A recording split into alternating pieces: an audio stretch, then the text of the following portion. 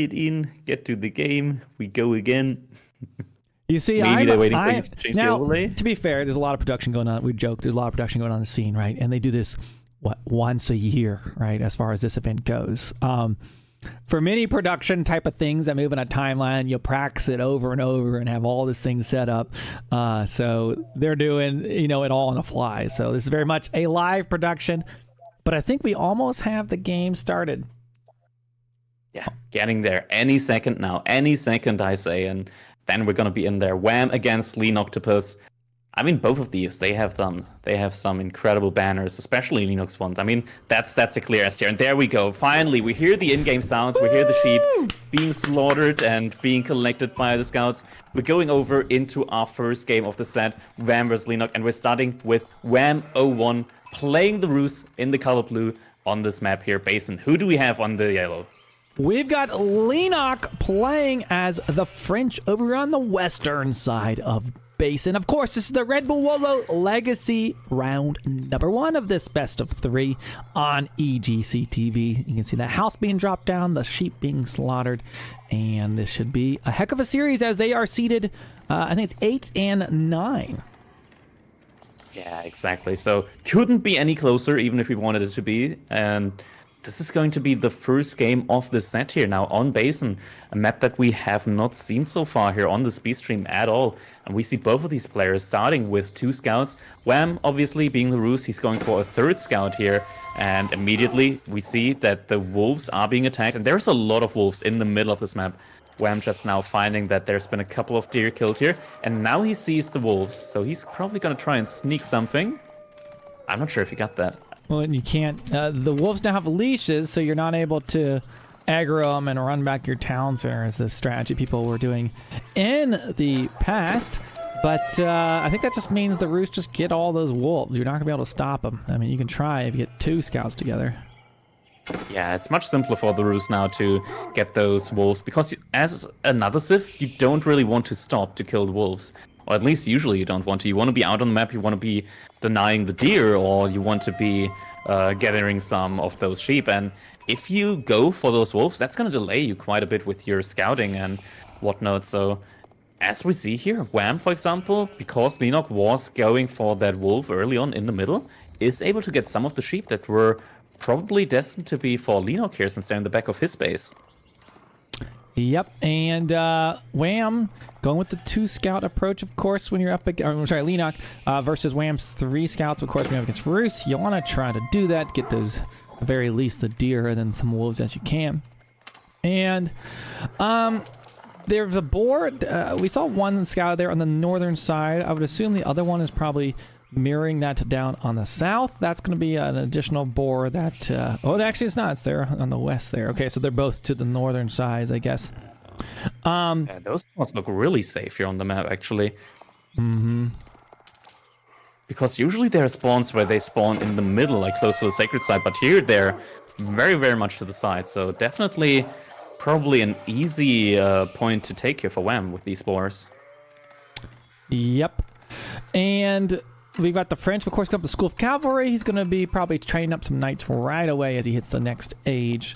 Of course, both these civs actually have access to knights in the feudal age, which is a unique thing for a unique bonus for both these civilizations.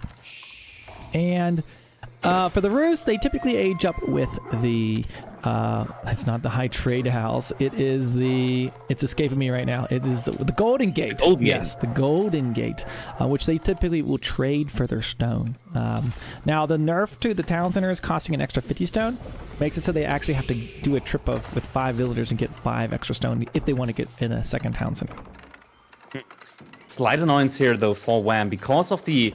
Oh, no, he's trying to kill a sheep there. He's not going to get any gold from that, but yeah, slight annoyance here for Wham is that because he's not getting any gold from the sheep, he's missing that little bit of early gold. It did delay him because he did go for that early wheelbarrow. He wasn't able to age up at the time that he had enough food to do so. So he is a little bit late here with his age up. As we see, the School of Cavalry is almost being finished with only 3 villagers, while the Golden Gate is quite a bit behind with 5 villagers. Though with 5 villagers, might actually be able to catch up here in the building speed. Yep, and Golden Gate's going to be completed. That School of Cavalry. It looks like we have the wheelbarrow coming in for Leenock. Wheelbarrow's already done for Wam, so he's got that additional speed for the villagers and carry capacity. And can we see is the bounty up here somewhere in the top? I don't know if the bounty is displayed. I don't think it's displayed in the caster mode here at the moment. Actually, I can't see it. Yeah, there's no bounty displayed anywhere, sadly enough. So, I mean, I guess if we go over one of the villagers, maybe we can see it with the buff that's displayed there. That could be. Yeah, or we switch to the regular for just a second. There we go. It's 215 bounty. Okay, so you want to get to the 250 to get that tier 2. So right now I'm still on tier. I guess that's the tier 1 bounty, right? Yeah, that's not usually what you want to have. It's just being at that 215, being so close, and if he only was able to get gold from the sheep, he could be there already. Instead, he's going to rely on the boars in order to get to that point. Okay, so we've got Leenock in age 2, Wam in age 2, and is that an archer range being dropped down right away? That is. So this is going to be knights and archers in an attempt to, of course, those archers to counter any spearmen, and the knights just to counter everything because they're badasses. And we've got a wooden fortress there built for Wam and base along with the barracks. I've seen Leenock do this before. I wouldn't be surprised if he now pulls 2 villages as well, just in order to drop an outpost behind one of the wood lines, or maybe on the gold for Wam as well. If he gets it on the gold, then that means that Wam is not going to be able to make any knights for free. At least he could always try to sell some of his gold with the Golden Gate. However, it would cost him quite a bit.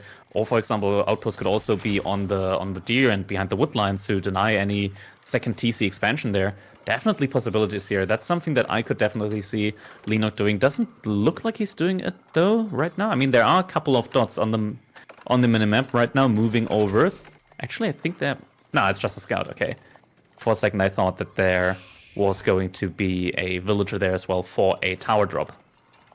Yep, and those archers getting closer, and he's got a scout there as well, so he can see what he's getting into as he moves into the base. Look at that scout in the back of Wam, can see exactly what Leenock is doing kind of with that thing. And probably going to move around to that tower. That wooden fortress should help keep those archers kind of boxed out. All those villagers seem to be on the sheep under the town center right now, so Knight's not able to pick up any villager picks. Right now, I mean, Leenock, he's got that French bonus, so he's producing villagers a little bit faster. And yeah, it's gonna be. I mean, the basic economy advantage here is in favor of Leenock, and we see he's already gathering a lot of stone for that second TC. Wam right now, he had already traded a little bit of stone for a second TC, and now he's sending 5 villagers over to stone this. So he's just probably not even going to drop a mining camp. He's just going to get 50 of that. 50 of that stone. Actually, he could have just sent 4 villagers since he has wheelbarrow. He probably didn't need 5. Next level mats right there.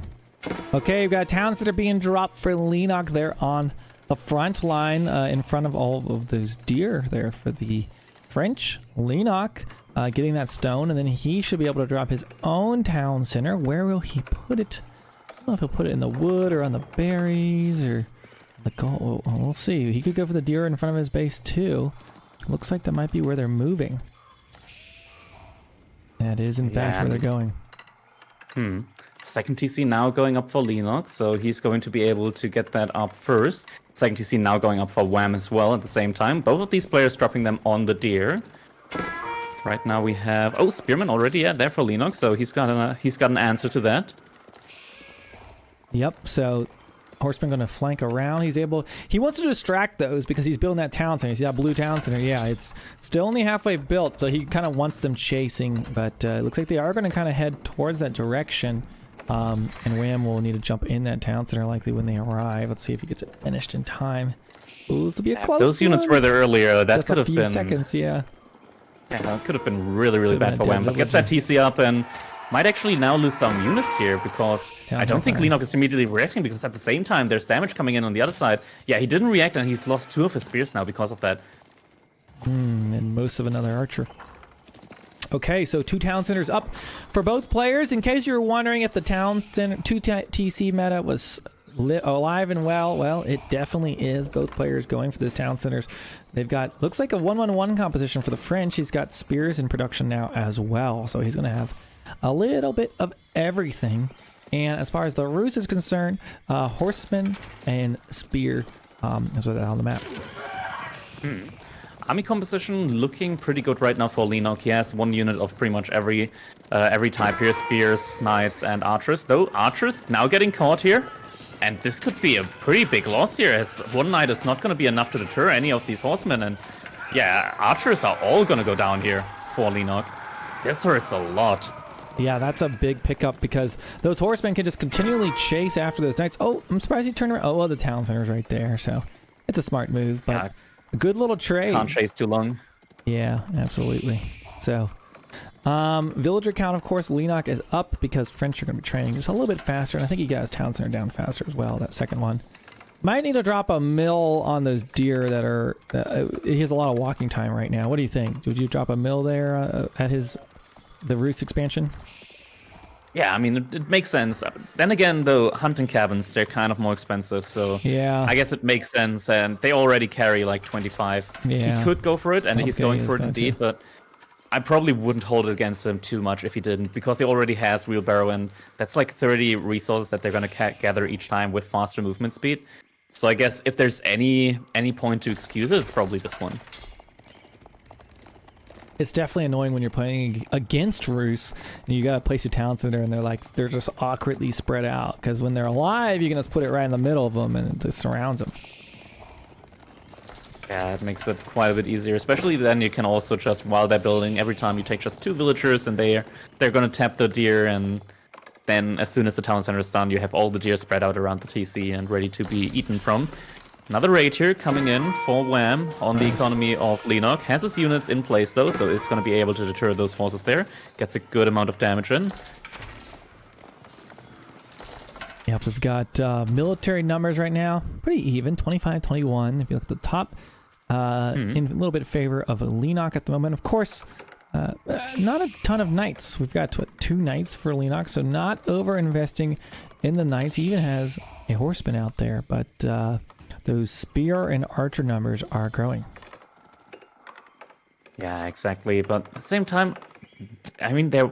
Okay, now we see a third TC actually coming out, and it's on the boar. I was going to say that so far no player has gone for any of those boars, but now we have Wam actually just dropping a TC on that boar, and it's getting spotted out here by Leenock, and he might actually just like aggro the boar. Don't kill the villager. Hit the boar. Hit the boar. You want to hit the boar. He didn't do it. He's hitting the village. Oh, no. What a mistake. He could have got Pumbaa involved. Ah, that could have hurt a lot if he just gets that involved. Knight is there, though. Come on, send the knight over. But then again, he has already spears close to that, so now the rest of the army from Mam should mobilize and go further towards that. Lots of archers in there as well. Okay, archers getting... Yeah, that's going to be a good trade for him. He's going to pick up an archer or 2 here with these horsemen and the knights. He's going to move back. Looks like he did lose his horsemen there in the mix. Is going to be running away, but that third TC, at the very least, Leenock knows it's going on. He knows there's 3 TC, and I would not be surprised as like what we're seeing here. He's going to be pressing. He's going to push really hard now because he knows that Wam invested a lot of his resources into those town centers, not making an army. So he's got a superior army count, 38 versus the 21 of Wam, 20. You see those numbers sinking by the moment. Leenock is surging forward, and if he can take out a lot of these military units of Wam, he could just go push one of those town centers. Yeah, and this is like the revenge here that we had for Leenock. Earlier, Leenock lost a lot of his archers. Now Wam is at the point where he's losing a lot of his units, and Rams immediately prep. 2 Rams going up. Wam, in response, is building a wooden fortress next to his town center. He also needs it for the vision because that town center is relatively close to the stealth forest. Town centers aren't able to look into the stealth forest, so a little bit of an awkward line of sight there. But those 2 Rams, they're going to be enough. They're going to be enough to take that town center down, especially with all of the melee units that he has there. So it's going to be a lot of torches as well. Army value right now looking heavily in favor of the Leenock. Going for triple Rams here. Okay, he really has to get some damage in there now. Yeah, I think this is looking very good for Leenock. If he can get a good trade here out here on his town center, maybe even pick up some villagers, this would be excellent for him. Wam working on building up his military force here. This is going to be, I think, decided in the second age for sure. Rams working on taking out that wooden fortress very, very quickly. But on the back line, the archers push in, but the knights turn around to meet them. Okay, of course, I'm fighting a town center across the map. The spearman being picked off by Leenock right now. That is what he wants to do. If he can take out the spearman, then he can move his own knights and horsemen in if he wants to. And it'll all be worth though, because in their town centers, there's a lot of juicy villager kills just trapped inside, and you really want those. Oh, is he giving him the loop around? He escaped. They're on the run. They're on the move. He's chasing. Yeah, a few have gone down already. There's still 4 left up there. Let's see if they're going to escape. The archers just chilled. They're going to let the villagers die. Oh my gosh, they left them out to dry. Poor Roos villagers. Oh, at the same time, perfect awareness from Leenock. He didn't see any horsemen there in the mix, so he knew the horsemen were probably out in the map. And he's sending 2 spears over to his gold just at the same time when Wam was trying to raid that. Perfect timing here for him. And Wam, he's still really, really far away from the castle age. Leenock, however, he's inching closer and closer, and he just got a lot of value there. And I think he can really just set the pace of the game now. He can choose if he wants to push or not. And I think right now is probably not the best time to push, because Wam currently, his archer mass is just looking way, way, way superior compared to what Leenock has out on the field right now. Well, and Leenock picked off 9 villagers in that last fight, and you can see there in the spread there at the top. Not only that, able to take out that 3rd TC, which was a large investment. So that was kind of Wam's ticket to keep up with this French economy, and now he will just slowly fall further behind, especially if he getting picks here. But it looks like Wam has quite a force, and he's starting to move up. Spearmen and archers, it looks like he's got a healthy number. Mostly has concentrated his forces on archers, 39 of those bad boys, and it looks like he's going to be pushing Leenock back away from his base.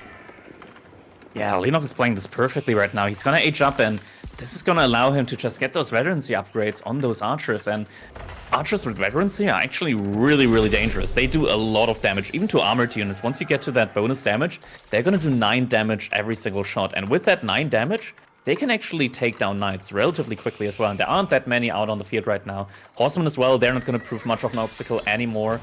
So getting maybe some men-at-arms and some archers out could definitely be the correct choice. And now we see veterancy for the rural knights coming in, veterancy for the archers as well. And this is going to be the army that Leenock wants to be pushing with. Right now, Wam's still relatively far away from that castle age. So this is the moment. Oh, got a knight on some villagers out there, but Spearman will stop that raid. And Leenock, he's in the next stage. He's getting his upgrades, and if he could get all these upgrades in and then start pushing back. Oh, another raid over here on the north side. Wam's trying to raid back into this game.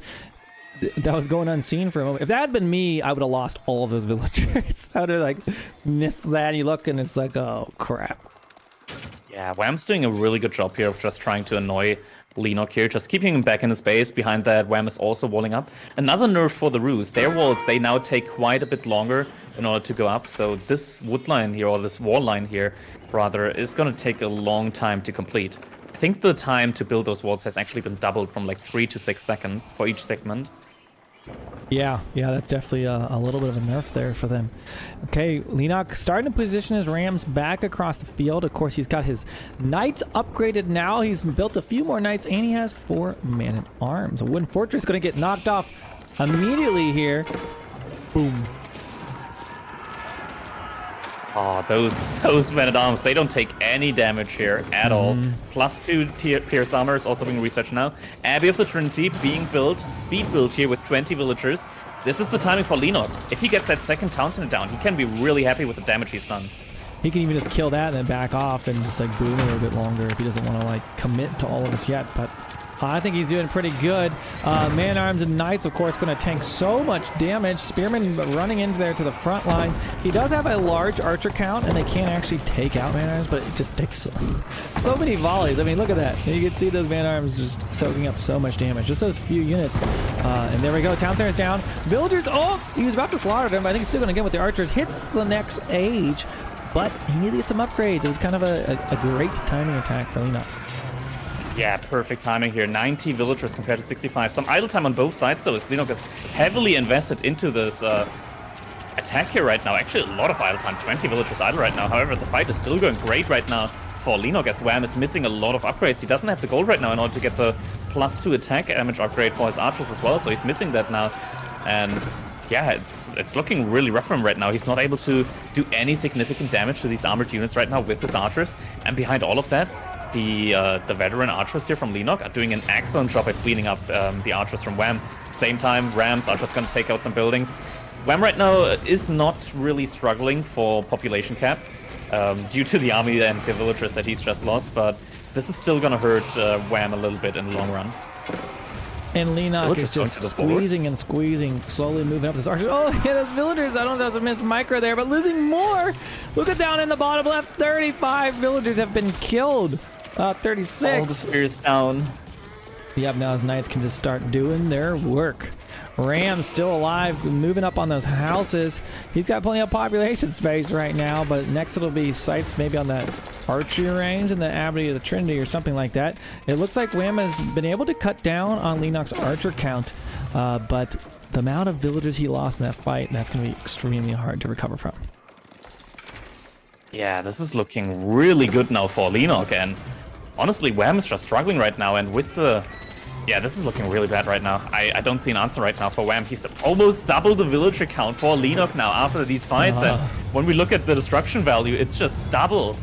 Wam has lost double the amount of resources in terms of units and buildings when it comes to what Leenock has lost. Yep, and it just seemed like it was the perfect time when he took that top town center and then he went for that middle one. Villagers trying to take out the Rams, but at this point, this is probably a done deal. Leenock can do a lot of whatever he wants. It looks like he's even got... Do I see that he has 4 monks out on the field? Is that correct? Up the top? Yeah, that's 4 monks, and he already has 3 relics, and Wam realizes, and he calls the GG. Game number 1 going over to the Leenoctopus. Really, really well played here by Leenock. That's amazingly played.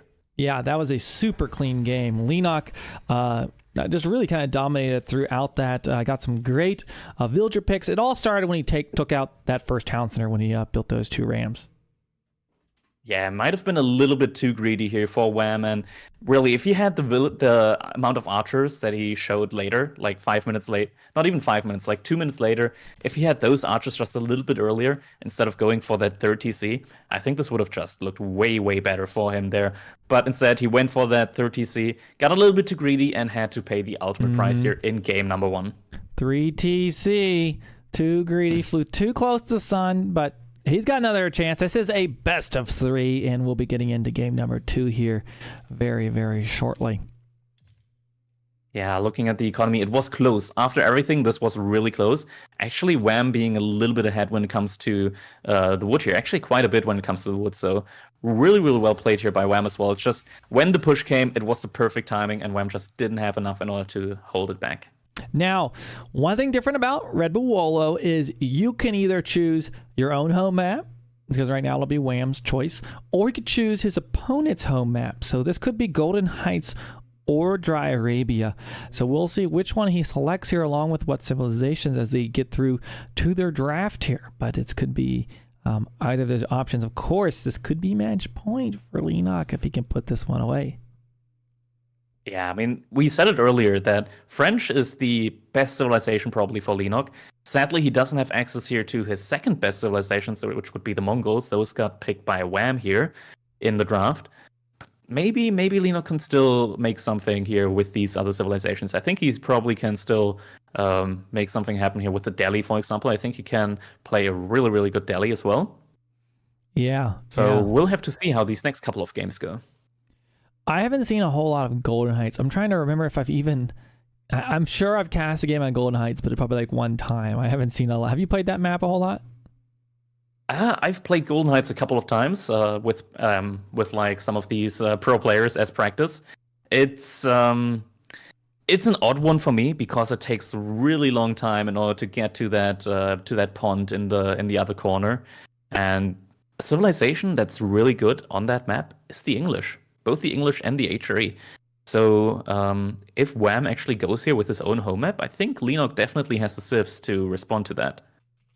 Yep, and it looks like it's going to be Mongols versus English on Golden Heights. So we'll get a little look at that map in just a moment. Mongols and English, though. Of course, Wam needs to get points on the board. Do you think that's going to be a dock opening, or you think this is going to be some like cheesy rush opening? And of course, English, kind of a hard sieve to cheese because their villagers got bows. They fight back. The thing is, you can't really deny the dock for the English. They're going to send 2 villagers, and if you only send 1 villager, then the villagers are just going to kill your villager. You'll have to send 2 villagers of your own if you want to get a dock up of your own.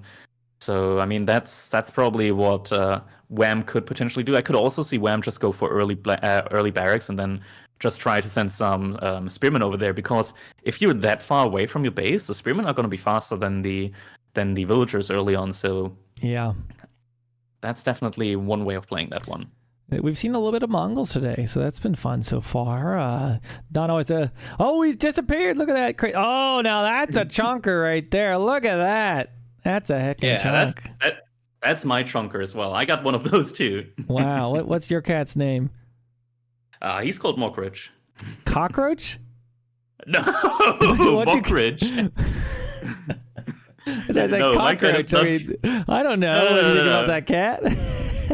I mean, sometimes he behaves like one, but no, his name is Mockridge. Gotcha. Okay. Well, yeah, mine's currently over there messing with I think she was sitting up here a second ago. She's all over. These cats is like, you're doing what for 8 hours? Like, pay attention to me. They need they need plenty of attention. The key to Age of Empires casting is a good casting cat.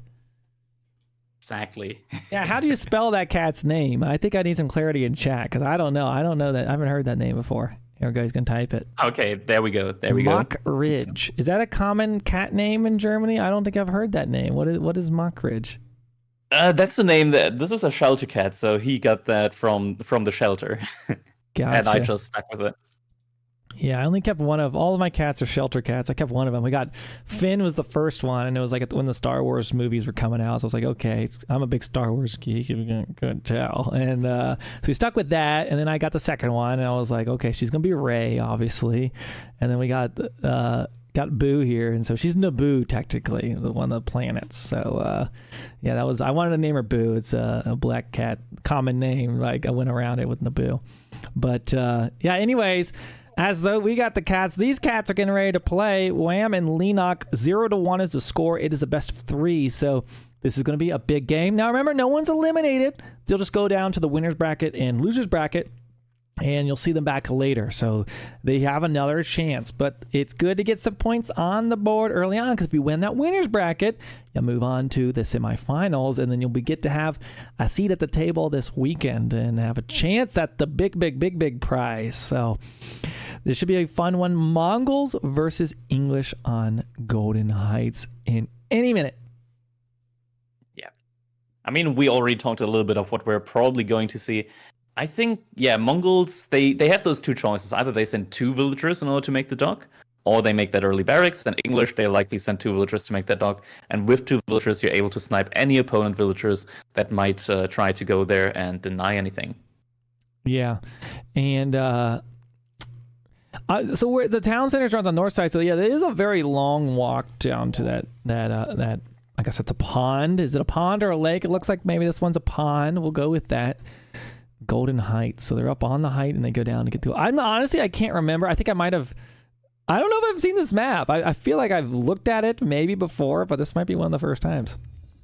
It's definitely an interesting map, and we're just about to get into it as we already hear those in-game sounds that tell us that we're just about to head in. And there it is, the signaling arrow from the Khan, meaning that we're just about to jump into our game number 2 here. Wam against Leenock. Match point for Leenock in this one. So we'll be very excited to see what's going on. And we start with Wam in the color blue, playing as the civilization called the Mongols. And who do we have on the other side of the map, Fitzbro? We have got Leenock playing as the yeller color down there, playing as, he's the English, right? Yeah, that's English. And this is part of the RedBull Wololo Legacy event over in Heidelberg, Germany. Giant tournament, huge, massive, biggest AOE4 event we've ever had.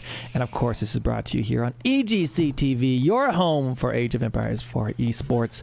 And Leenock's out there grabbing his sheepy sheeps. We'll have to see if anybody makes a move for the water. I see something down there. Is that what's down in the southeast? Is that a con? I see some movement towards the lake. Someone's out there. Water watch. There we go. Hey. 3 villagers. I thought 3. 2, but no. He's sending 3 villagers. He's really gonna go all out here with those villagers. Wham trying his best here to be as annoying as possible. Oh no, Leenock accidentally deleting one of the shoreline fishes that he was probably aiming to take there.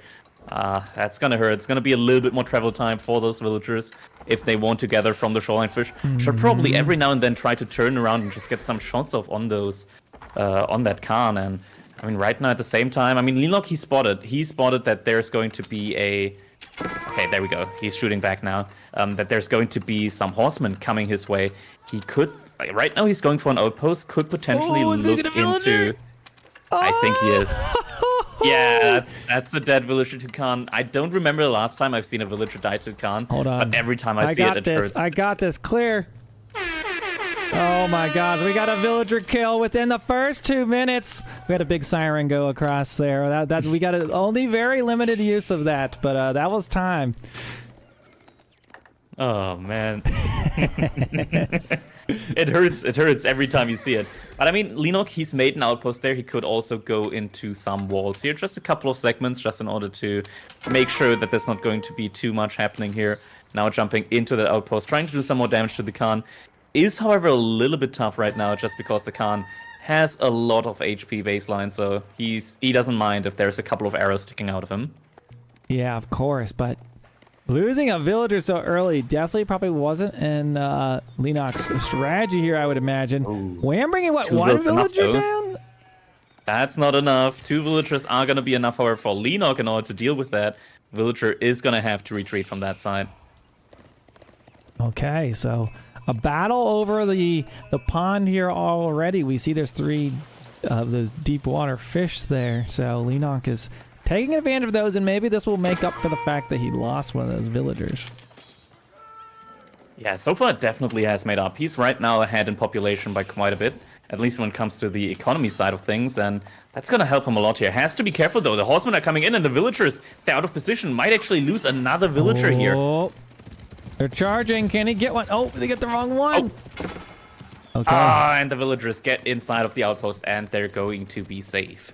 Okay, so a lot of action early on. I like this. I like a game. We got action right out of the gate. This is great. We got dead villager already. Another. Ooh. Oh, this time he went down. Oh, I debated hitting the air horn again, but I'm going to control myself. We're not going to do it. We're not going to do it. Okay, Wham has got to be feeling pretty good about that. 2 villager picks already. Now, it doesn't change the fact that Leenock is on the water getting those fishies. You can see that food per minute actually at the top. You can see that Leenock's still in the lead. Yeah, at the same time, the Wham is making even more horsemen right now, and this could be dangerous here for Leenock. He really has to start thinking about just putting up some walls, because an outpost with only 2 units inside of it maximum, if you get to like 6 horsemen, they don't shy away from that. They might just take down that outpost and everything that's inside of it. Yep, and of course, just to look at this map a little bit, this is kind of a newer one in the mix. If I haven't seen it a bunch, there's this cliff essentially that the players spawn up on, and not a ton of resources up there other than the sacred site and a relic. And then down in the valley to the east, you see in the middle, there's all kinds of gold and some relics and deer and all of that. And there's two boar. I always double check there's 4 on one of these maps, but Leenock putting a barracks. Oh, no. Ooh, I don't think it's gonna get Leenock done. is tempted to finish that, but And he'll get the bounty. Oh no, he's gonna lose the villager. Oh no, he lost the villager. Gosh, I can't watch. Okay. Wait, if he just waits a little bit longer, he might be able to delete it. Yes, he was able to delete it without the bounty going over to Wham. There's a timer on it. There's a timer after one of the units hit it. And Leenock, he bided his time. He waited a little bit longer. And when the time was right, he deleted the building. Has that always been there? Yeah, it would be kind of ridiculous. How long if you is just, it? How long is the timer on it? I think it's like 15 seconds. Wow, I learned things. I mean, when they're not in the tooltips, it's like unless somebody tells you, it's hard to know or you figure it out. But wow, that's would be tough if you just go around with your con just tagging buildings and that's it's gonna be. That's how the I thought tag it worked. Be there forever. I've been have thousands of hours in this game, and I just learned this today, a year in. Like I thought it just was once you hit it, like GG. If they kill that building, you're done. But it makes sense. Now the horsemen, 5 horsemen, they're going to be able to take down that stable as well. Leenock, he's in a little bit of a conundrum right now because he's playing as the English. He can only make men-at-arms in the Dark Age. He doesn't actually have access to spears. Now the men-at-arms, they can deal really well with those units as well, with the horsemen. But it's not ideal, and at the same time, Wam is actually going up to the next age behind all of this. Leenock's still very far away because he invested 400 food into those men-at-arms. That's a very costly investment, and that's gotta hurt because now Wam is up and Leenock hasn't even clicked up yet at this point. He's gonna force drop off the food, and he's gonna try to click up as soon as possible here behind this now.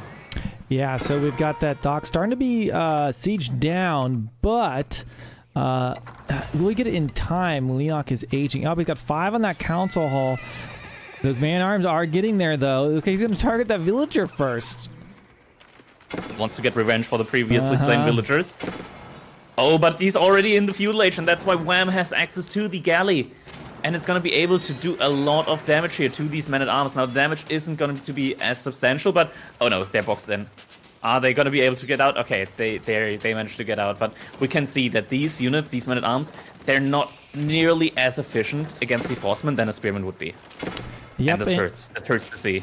Yep, so the man-arms did die. This is a Dark Age man-arms. This isn't the upgraded later versions of this. So these horsemen doing okay, taking this. Wam, of course, in age 2, and looking at the villager count, he is 2 behind Leenock right now. If he can stop this dock, that will be a game changer.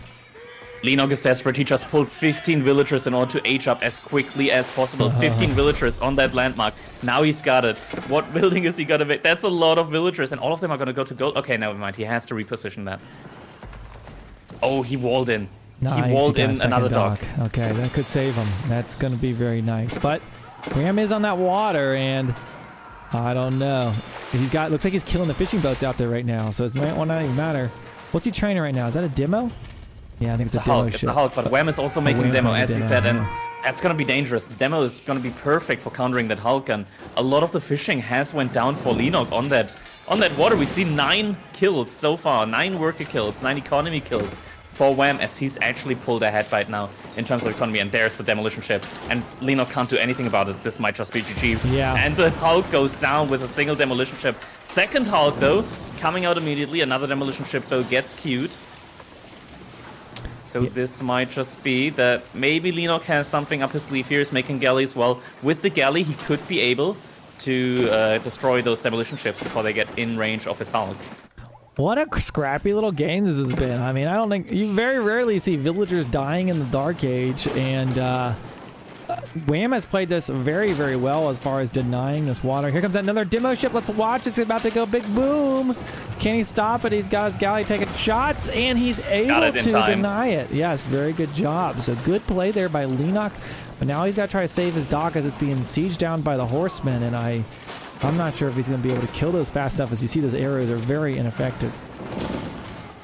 Yeah, Leenock behind this is making a second Hulk. So with that, also sending in a spearman now, so finally going to be able to have something against those horsemen.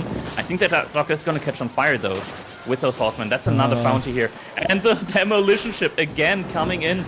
Oh, one of those Hulks going down again, or at least being very low HP here. Has to pull it back, doesn't pull it back. Hulk goes down. And water right now is looking very rough for the Leenock. Yeah, if you look at the stats at the bottom left, Wam has killed a total of 12 economic units of Leenock compared to the 1 that Leenock has killed. And behind this, we have just Mongol things going on, as Wam is almost getting close to clicking up to the castle age. Halfway there already. Leenock, not even close. And that dock is on fire. What mayhem we've had so far. Okay, let's take our breaths. With the 10-minute mark, it looks like Wam has taken complete control of the pond here in the corner of the map, which will give him access to those deep-sea fish. And I'm assuming attention will start to be focused elsewhere, perhaps towards the demo ship coming out on the water. From Leenock? Oh, yeah. From Wam, and it's going for the full HP one. It's going for the full HP one, and now he doesn't even have a dock anymore to repair that. Yeah, it's gone. Oh, no. He gone. Yeah, water is gone. No more water here, and now Leenock has to try to find a way to come back into this game, but after you've lost on water, there aren't a whole lot of ways for you to come back into a game anymore in the current patch. Okay, so Wham looking like he's got great control. This would be our first series today that we've watched that went 1-1 if Wham was able to do something with this, because it's been 2-0 sweeps, I think, every game so far. Yeah, for the B stream at least, we've only had sweeps so far. And now it seems like Leenock is doing a very fast mass farm transition. But Wham, look at the macro behind all of this. He's got almost the perfect resource split in order to go up to the castle age behind all of this. Absolutely perfectly executed. Now the step redoubt is going to go up as well. Yep, and aging up, adding insult to injury. I mean, Leenock's just trying to recover right now, and then Wham's going to be over here with Lancers and Man-at-Arms. This is going to be extremely tough for Leenock. I know he set up his farms, but he would need a ridiculous defense and comeback to recover from this. Yeah, when the Lancers come in, they're going to be able to dive that town center, and Leenock right now, he has no means of defending that. He could make some spears, but honestly, this just feels very, very rough now, because Wham behind all of this, he's in theory on 2 town centers if you add the dock as well, and that dock is really, really efficient with those fishing ships, with the fast gathering from the deep sea fish. Couple of horsemen go down here, but at the same time, Wham reaching the castle age, and Leenock, he is not even close right now. Doesn't have access to fish anymore at the same time. Wham also getting resources from the deer in the middle of the map. And it looks like Wham isn't going for those knights. Instead, he knows that he is ahead by a mile right now. Instead, opts for the little bit slower unit. However, that has no counterplay in the feudal age, at least for most civilization, minus the Malians.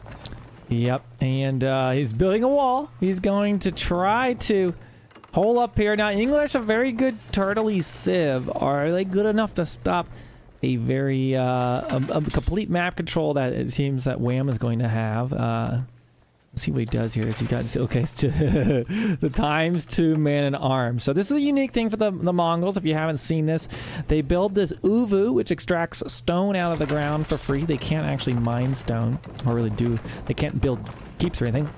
But they can spin that stone if you put buildings next to the uvu, and you can get ×2 production. So you just put a little stone on the cost, and you can get 2 Man-at-Arms. So that's how he's able to just spam out lots of Man-at-Arms right now, what we're seeing here. Yeah, the stone cost of the unit is just all the resource that you have to put into that unit times stone. So, for example, the Man-at-Arms cost a total of 120 resources. If you want to double produce the Man-at-Arms, that's an extra 120 stone. Yep, and here come those Man-at-Arms, but there's a wall. Leenock's put up a little defense here. Villager-wise, Leenock's 12 villagers down, 13 villagers down. Of course, doesn't look like he's going to be making any attempt to take back those water. Now, those 3 deep water fish, those are going to last for quite some time, I would imagine. But I guess there'll be a certain moment where they'll start to drop off. I know they will replenish, but... Yeah, just have to kind of weigh how many units you're gonna have on that, or how many fishing ships rather you're gonna have there. And I think we're gonna have a sneaky little chop through here coming in from Wham. Leenock doesn't spot that, doesn't even see the villager. Line of sight of the wall just not being quite there yet. And yeah, the Man-at-Arms mass is just continues to build right now. Pierce armor upgrade coming in as well. There we go. Lots of Man-at-Arms knocking on Leenock's door. He's got spearmen to meet him, but those aren't going to be enough. Those Man-at-Arms, of course, have armor and... ooh, chop around. Chop around. That's what's going on. Yep, he's going to go... There we go. Nice snowing in the economy. King's Palace going up for Leenock, but it looks like more like he's going to need a white tower here in the space in order to defend. Hasn't realized yet. First villager going down. Now he's realized, pulls his villagers into his town center, able to just repair up the wall with a couple of villagers, actually running out of wood while doing that. And is able to fend off that knight just with the town center arrow fire. Trying to see if the Leenock getting any... It doesn't look like... I'm sorry, has Wham gone for any blacksmith techs? Looks like he's getting his first one, right? Oh, he does have one of the range techs. Yeah, he's got the range pierce armor defense and also is going to try to get the... second one there, the second level of it. Does have the resource for it, just hasn't clicked it yet. It's definitely useful, especially against the longbows and the town centers. There we go, now has clicked it, so that's gonna be there in just about a minute's time. Man-at-Arms gonna just dive here. They can. They have the pierce armor. They're not bothered by any town centers here. There you and go. Leenock, he knows, he calls the GG. Game Our number first 2. 1-1 series of the day. So Leenock's going to take that one. Tied up, best of 3. That will go to a match decider. The suspense is building.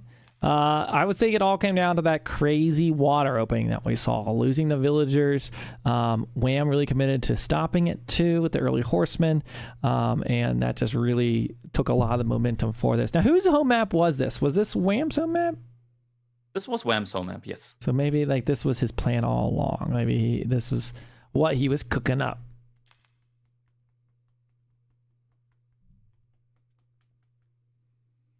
Okay, so we'll go into game number 3 here momentarily. They've got to draft or pick their civilizations, and I can't remember what other map was picked there. Is that going to be? Is it Dry Arabia? Yes, Dry Arabia. Yeah, it's going to be normal Dry Arabia here for our game number 3. Great, it's going to be fun.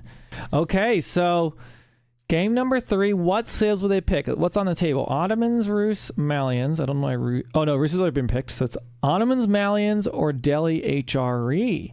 That'll be interesting to see what they pick. So it's got to be one of the new civs between the Ottomans and... Oh, it's Ottomans! There you go. The green civs. Ottomans versus Delhi. Against Delhi. Yeah. Nice. Okay, this will be fun.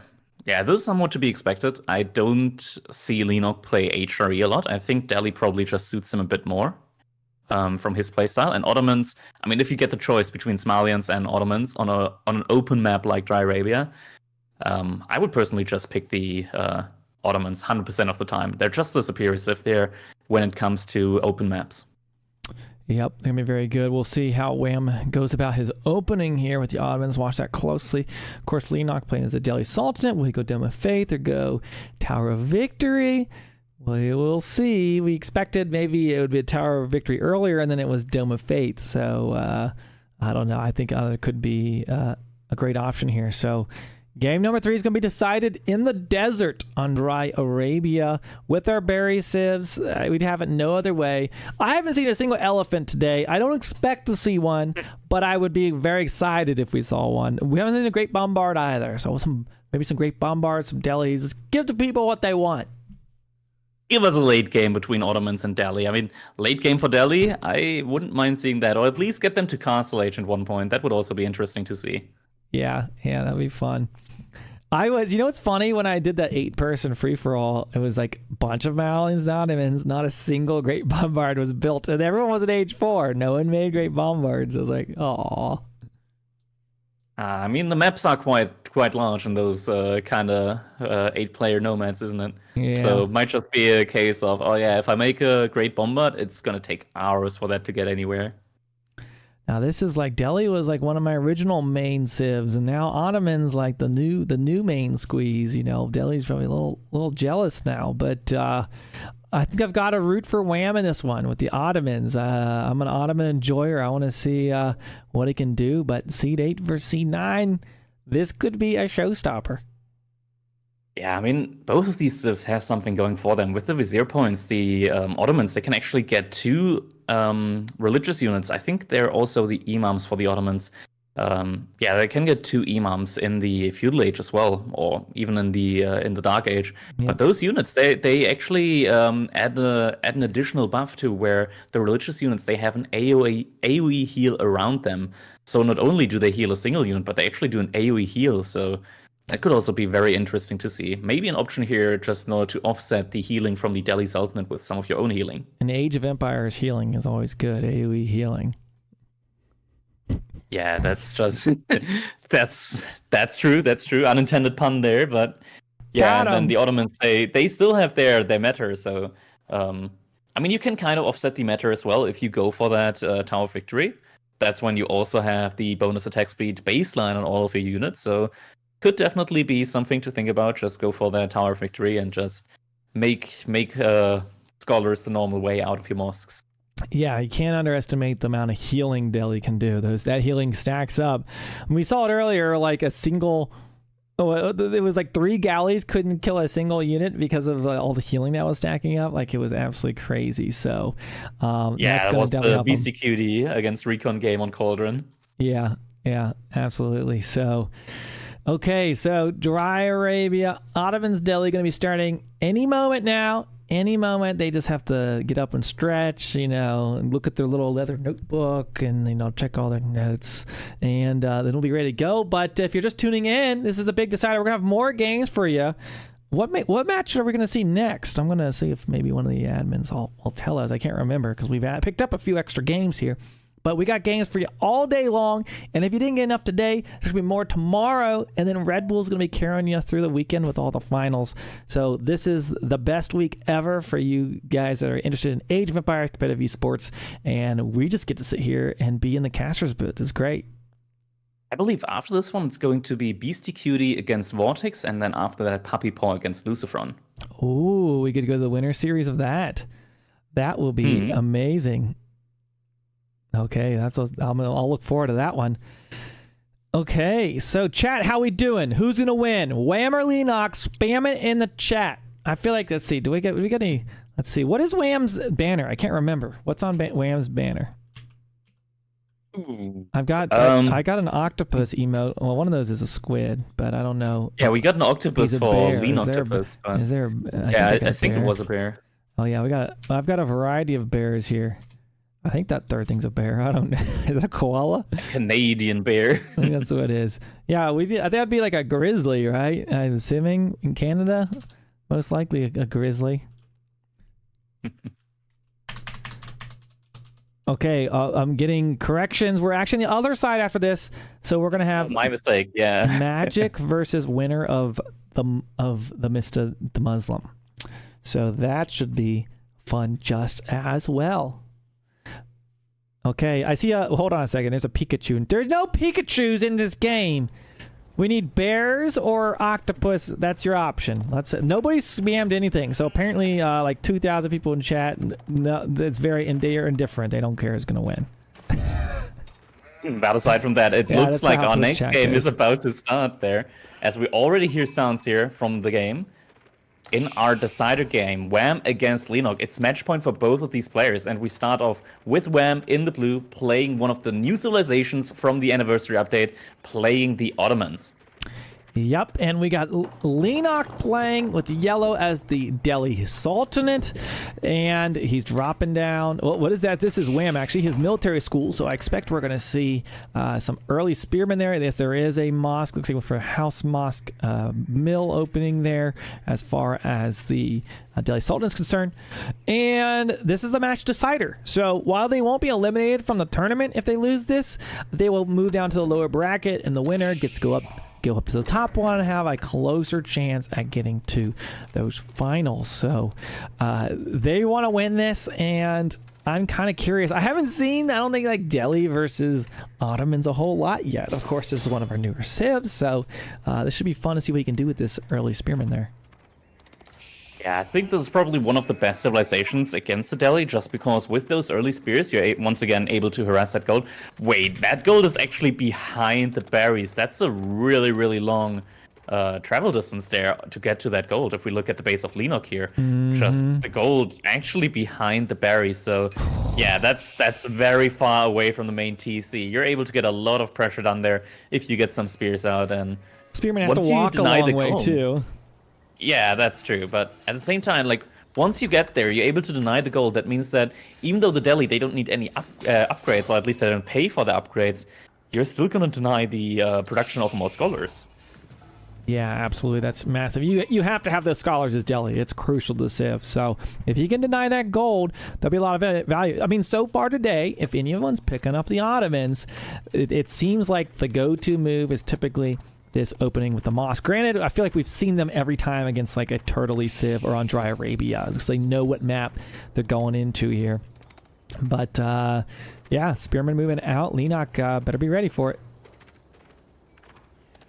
Yeah, and it's such a huge boon to just have free production of units for the entire duration of the game.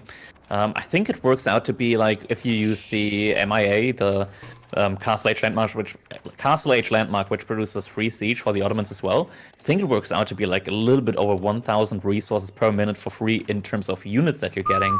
So it's actually just one of the one of the best civilizations when you think about just constant unit production in general. You don't have to worry about the unit production as well. It's just there in the back the entire time. It's going to be there. You don't have to queue up anything. It's just going to produce them 24/7. Really, really useful. And we see Spearman immediately notices, okay, there's no gold in front of the TC. Very likely to be in the back, and immediately sends that scout, not that scout, but that Spearman to the back of the base of Leenock.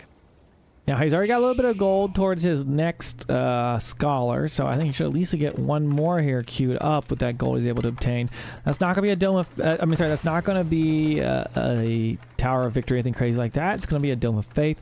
And there we go. Spearman has showed up. He can also eject a scholar and go heal that villager if he wants. That's something you can do. Of course, that would lower some of his research time, but looks like he's going to be pulling all his villagers back in. Yeah, very likely is going to have to answer this with an early archer range. Now, archer range is something that you very likely want to do against the Ottomans anyways, because they usually they can just rotate their unit production very, very quickly.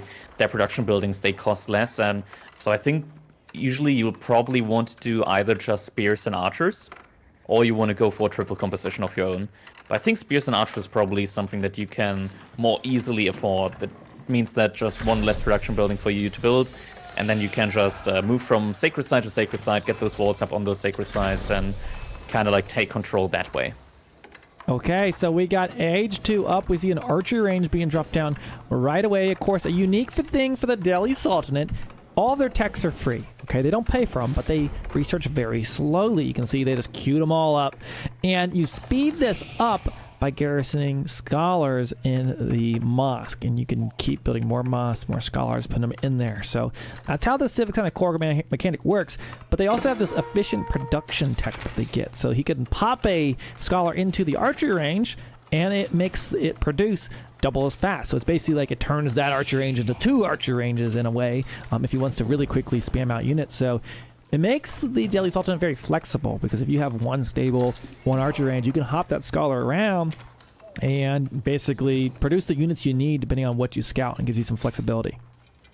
Yeah, it's been a lot of games where the Delhi were just able to overmass their opponent just with that efficient production, just having scholars in a lot of their production buildings and just being able to spam more units than their opponent. We see that Wam, he went up with the Twin Minaret Madras, so he's going to have that very, very fast food income from those berries with the improved gathering speed. Blacksmith coming out for Leenock before any other production building, so he's gonna get those 3 upgrades from the blacksmith. Very slow, as you mentioned, Fitzbro, but I mean, still, they're gonna take like 2-ish minutes, and it's free. It's free real estate, so can't really complain about that, just like the Ottomans can't complain about their free units. Yep, absolutely. And we've got a barracks being dropped there in the base. So he has the archer range and a barracks. He has 2 blacksmiths, so getting all those techs in, that's going to be great. That spearman, you know, it got a little value there, but it looks like he didn't do as much, at least not as much as we've seen these Ottoman spearmen do in some of these other games that we've watched. Yeah, just the result of the gold mine being in the back and not in the front means there's going to be that little bit of extra travel distance. Leenock being able to not have too much downtime there on his gold income. Now we see, is that Archer? Yeah, I think it's Archer and not just Sipahi, double Sipahi production for now out of those 2 military schools. Yep, and we've got those villagers moving back. It looks like he's going to be dropping a town center. Yeah, it looks like he's heading for those berries. He's making a beeline for that. 2 military schools. There we go. Oh, he's going to put on the wood line. Okay, wood line and berries, basically. Now we see first Sipahi out there doing a little bit of harass on those archers. Archers, though, being able to just fall back to the town center, and a single Sipahi is not going to be able to dive that anytime soon. Stable has also been added for Leenock, so he's going to be able to make all kinds of units here. Meanwhile, Wam, as you said, he's just going for that second town center. Leenock has spotted this one, though. He knows what's coming. He knows that Wam is very likely trying to out-eco him here. And this gives Leenock the opportunity to just focus a little bit more on military and take some very, probably just some deciding traits early on here. Yep, and look at the villagers. They're neck and neck, 28-28. Of course, free text coming in for Delhi, so it's always kind of like a ticking clock of when are they going to get. Typically, as the Ottoman, you're not just spamming all of your upgrades right away, where that's exactly what the Delhi Sultanate is doing. And you know what's interesting? I haven't seen anyone really do a whole lot of professional scouts with Delhi or anything like that. I've been watching some of like 3DB's play, and he's been doing a lot of like professional scouts, especially with the Delhi Sultanate. But that could be a good thing you could maybe do here. Scout pathing for Leenock sadly makes him lose that one scout under the TC fire of Wam. Really important actually that he kept that scout alive, and now the Sipahi here in the back of his base also being really annoying when it comes to the gold. He needs 8 more gold in order to create another scholar. Still has 1 in the Cuso, so it's not the worst right now. As long as he's gonna be able to get some more gold soon, he'll be able to keep that up. Yep, and right now both players just kind of we've got like a Sipahi and a spearman over here, but other than that, not a ton of military commitment. We got 16 units for Leenock, 12 for Wam. Working on securing all those berries. So of course the Delhi Sultanate, a unique thing, they can build walls with their infantry. So he put those palisades down here, and he's basically boxed in all of his resources, which is a great move. But he'll probably want to try to grab these sacred sites soon. Yeah, it looks like that's what he's moving out for now. Able to grab the first sacred site. Not enough military mass here right now on the field for Wam. Actually, he does have a sizable military. It still was in his base, and now it's going to move forward, and that's a lot of archers, and they're going to be able to contest that sacred site. As right now, there aren't too many archers from Leenock right now on the field, and there we go. Archers firing upon those units on the sacred site. Is very likely not going to get it. Scholar might actually get sniped here really early on. That could be very, very bad for Leenock. You don't want to lose those scholars early on. Might be able to just escape with his life, but no, that scholar goes down. There we go. So Wam picking out that scholar. It looks like Leenock's gonna be taking the other 2 sacred sites. So this is where you gotta be good on your micro, because you got a lot of multitasks to do here. Looks like he's gonna be working on that west sacred site. Looks like another scholar starting to get hit right now. And Delhi, if they get control of those, it really puts them in a powerful position. Might lose another scholar here to the Sipahi. Very low HP, and scholar, another one goes down. Second scholar that went down so far. A lot of destruction value so far here for Wam. Army value still looking good for Leenock, but remember that a lot of this military so far that's on the field has been free for the Ottoman player. Yep, and right now both players basically walling in, because we see Wam now dropping his own walls, but Wam doing a good job denying those sacred sites. Horseman coming out. It's gonna die, I think, to the archers very quickly. Once the archer mass is big enough, there you go. But more horsemen coming, that could be a little bit more of trouble. Yeah, now this is a good amount of horsemen here. They should be able to take some good fights here against the archers. Wasn't able to defend the sacred site that he had captured so far. It was in his possession though for a little bit, so did get some gold from that. Probably worth it if you look at it. So far not the worst trades here, but now that's a little bit of a... The situation is reversed now. Now this is a good army for Wam, and Leenock doesn't want to take this fight right now. This is not the best fight to take at the moment. I wonder, yeah, Matter is already out right now for Wam as well, so he's got a buff on all of his units right now. And without enough scholars here, this could be deadly for Leenock if he takes the fight now. Yep, okay, so... yeah, we see. I think he's got a few scholars in that army clump we're seeing there. I see 1, 2. It's hard to see over that sacred site banner. Horseman running into the front line though. No spearman for Wam. He's just relying on his archers, his meter, and his Sipahi. But it looks like he's doing a good job at kiting backwards from this fight, picking off units. The scholars just now getting within healing position. But of course, there's also some of those techs that have been coming in for. Does Leenock? Oh yeah, it's bugged out for Delhi, so he definitely has some of these techs by now.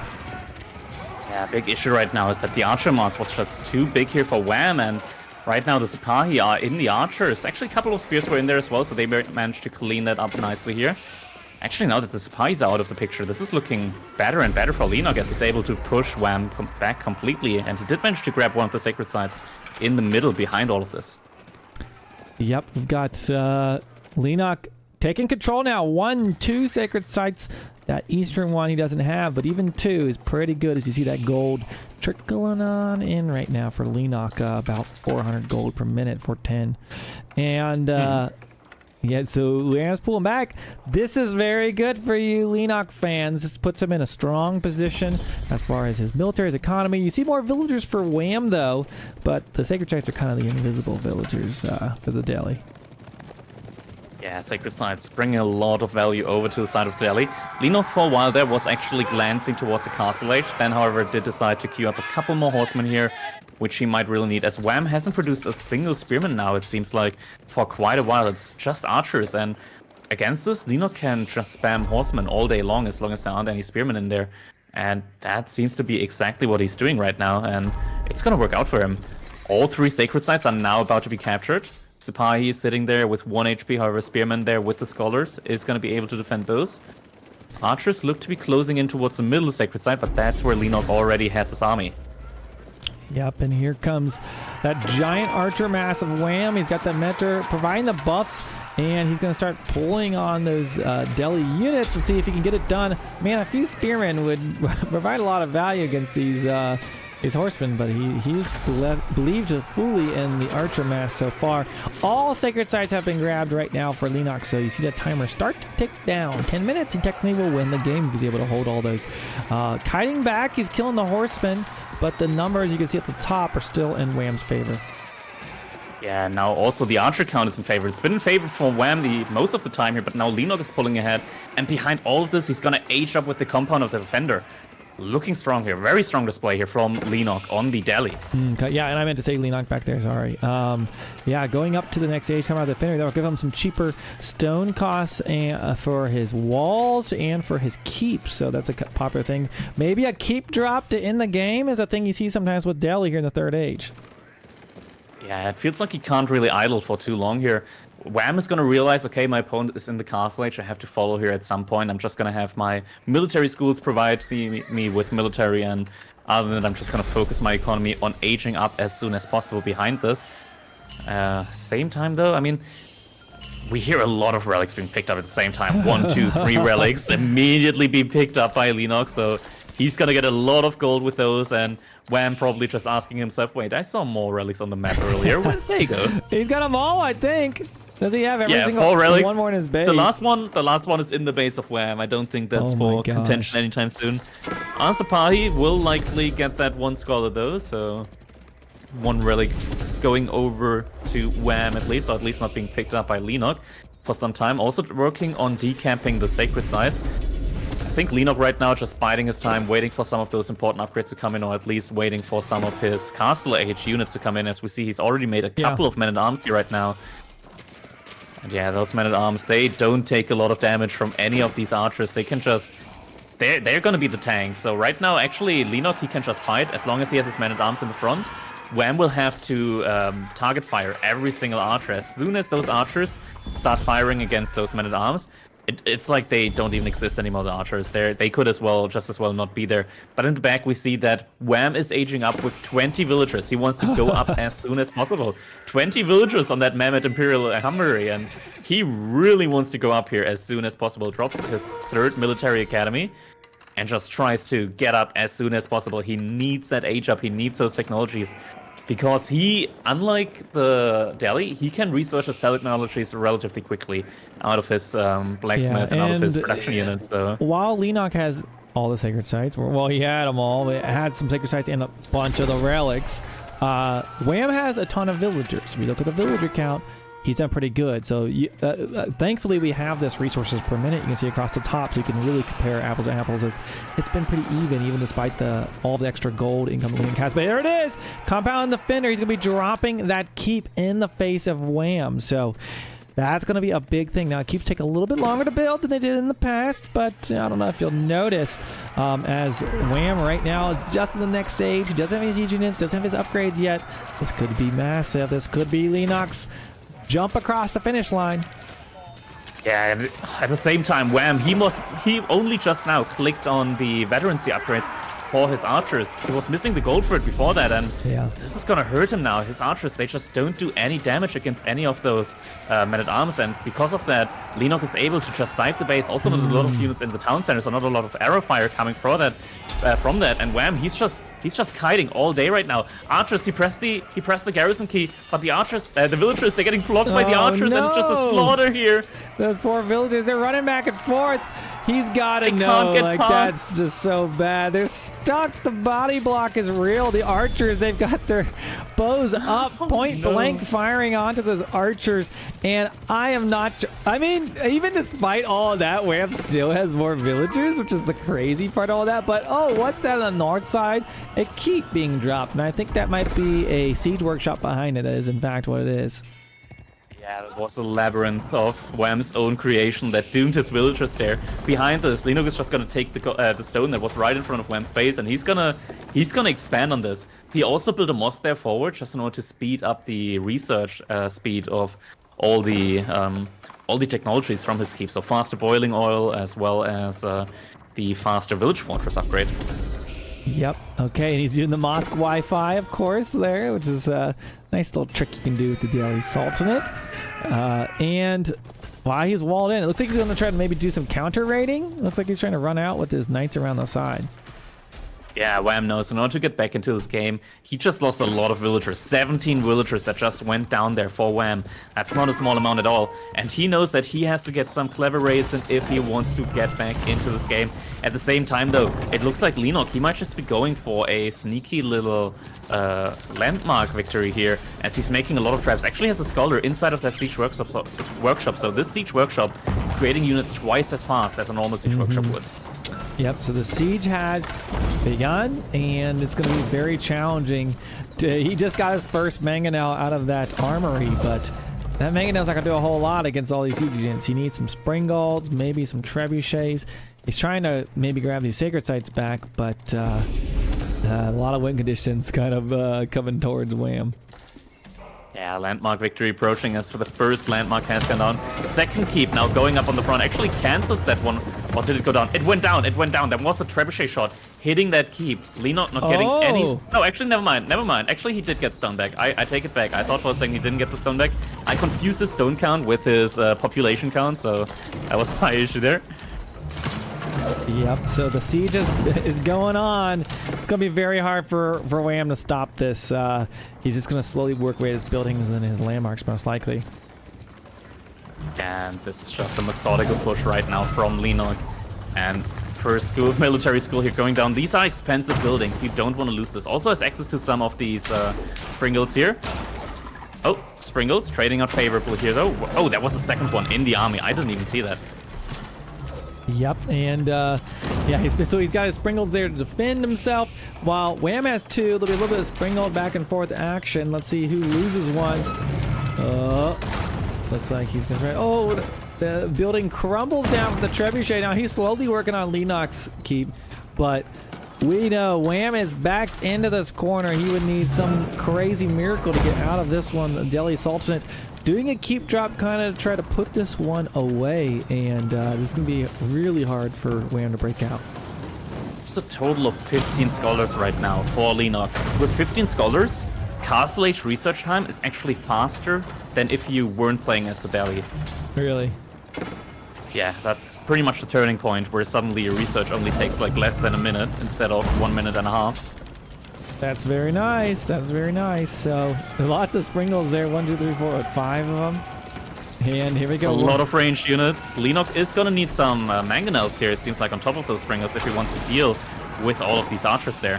Mm-hmm. The springold numbers are what's most concerning there if he's going to try to get on those trebuchets. It's a slow but steady siege. 3 springles, you're going to be able to one-shot those trebuchets. Oh, trebuchet might be exposed here. Oh, missing 1 shot. Oh, they're just inching closer. This villager's just idle. He's going to repair that. That's exactly what he's going to do. Oh, something got picked off there. I didn't see what it was.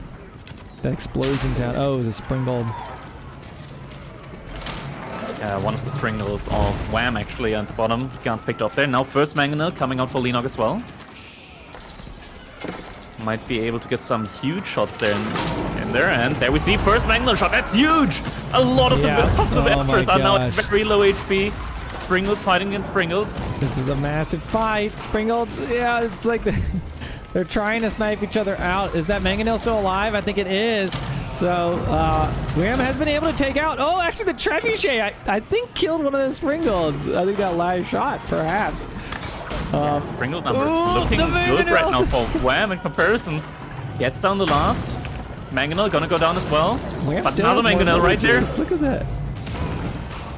He might be a... he might do it. I don't know. This is... he's trying. Wham is holding on for dear life. He's still up on villagers is the crazy thing. But then there's that sacred site. Tick, tick, tick, tick. Yeah, true. At the same time, 5 minutes remaining on that second set. Whoa, Another keep. the first time we've seen those today. Look at those. Janissaries. Probably use the vizier points for that, just in order to get some more military out. Tries to deny that keep, but that's gonna go up, I think. Too many units there in the front, too many villagers building that. And with that, I think the trebuchets are gonna be able to range even the Mehmet Imperial Armory. And with that, Leenock has access to all of the sacred sites from Wham, and I think GG might get called here very, very soon. The Springles they're not even scared. Look at them. They're rolling all the way to the front. It might have been a misclick. They don't mind, yeah. They got all the Pierce armor in the world, and now the town center, the main town center for Wham is soon to go down here. And he doesn't have a raiding force or anything really to do damage to Leenock's economy behind all of this. Leenock, he just had the more efficient economy with all of the upgrades, and now you might wonder that maybe that second TC might have just been a little bit too greedy to the all-in from Leenock here when it came to the military. Yeah, and he's had the villager superiority throughout this game, but it just hasn't been enough. He hasn't been able to reclaim his base after this keep drop has happened. Of course, those sacred sites have been really helping Leenock have that supplementary gold. He also got all those relics. It's helped him out so much. I would say the armory is definitely proven helpful in this scenario. I've seen a lot of Ottomans going up with the Berry landmark and then going with their... Trebuchet just got wrecked. Yeah, that's a lot of resources that go to waste, and it's just looking so tough right now. As we see, oh my god, is that another keep? That's another keep. It's just another keep. It's keep after keep. Not even a tile of distance between those keeps, just one after the other. Trebuchet trying to fire away at one of those, but one Trebuchet is not going to be enough in order to destroy a keep that is being built. You need at least 2 Trebuchets in order to destroy. And the Trebuchet goes down as well. Oh no. Keeps of empires, okay. Well, now what? He loses his Ringgold. Mangonel's firing down. Wham. Likely going to be on his way to the lower bracket after this series, but is he going to keep going? Leenock pushing forward. Keep after keep after keep. Springold's in. He's working on that landmark. Is that the last one? That's the last one. That's the last Very one. last landmark remaining. Okay. And Wham, he's calling it. There we go. He knows the next shot would have ended it anyways. Leenock wraps all 8 of his tentacles around Wham's base, and he drives him down into the ground. And it looks like Leenock will be moving on to the top bracket here in this group stage here of this best of 3. Wham will be moving down. He is down, but he's not out yet. But a great series. Our very first one that went to game 3. Yeah, a lot of people might have thought that Leenock might not be in top shape, but this game should prove everybody wrong who was thinking that. Leenock absolutely in top shape here, taking down Wham in... I mean, that was just absolutely clinical play in both of those games, and just absolutely well played by Leenock here, taking that game 2-1 against Wham. Yep, absolutely. Okay, we're going to take a quick break before our next series, which will be the Mista versus the Muslim, and that's going to be from the winner's bracket. So that should absolutely be a fun one. In the meantime, I'm going to pipe you over some of this live feed from Heidelberg so you can see a little bit what's going on the RedBull channel, and then we'll be back starting off with the Muslim versus Mista. So don't you go nowhere. We will be